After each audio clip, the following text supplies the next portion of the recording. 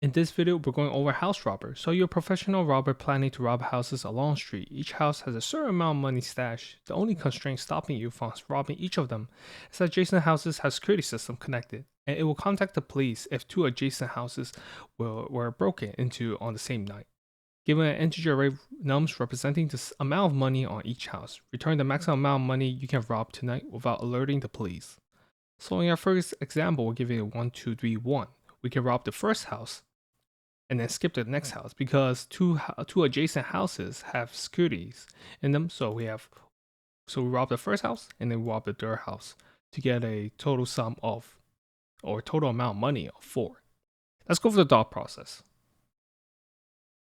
So for each of the house at index I, we have up to 2 choices. We can rob the current house and move to index I plus 2 because we have to skip adjacent houses, or we can skip the current house and move to index I plus 1. We will pick the choice that will give us the higher amount of money.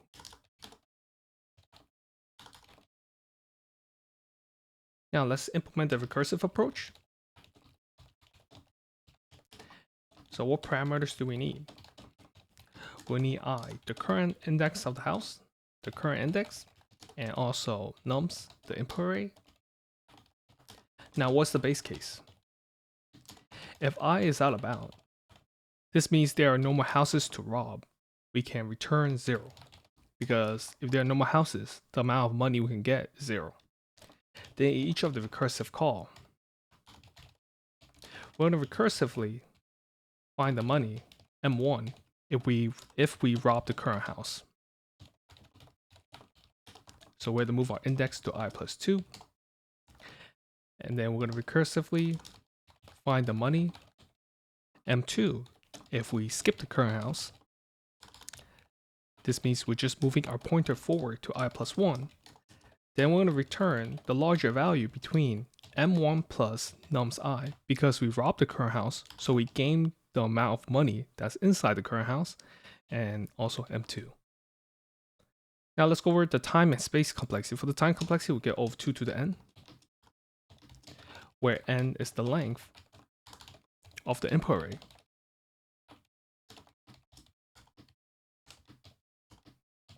This is because each recursive call has 2 choices and a depth of n. And our space complexity is O of n. This is our recursive call stack memory. Now let's go over the code. So we're going to implement our recursive approach starting from index 0. We'll first go over our base case. If I is out of bound, then there are no more houses, so the amount of money we can get is 0.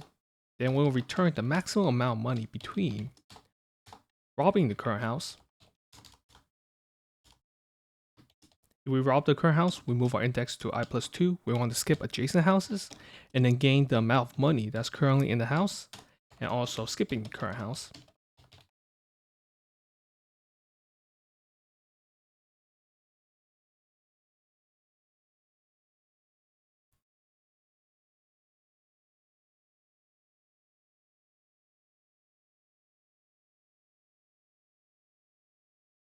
Okay, we're getting our TOE error. So this approach is not efficient enough due to overlapping recursive calls. In the next video, I'll be going over the memorization approach of house robber. Let me know if any questions in the comment section below.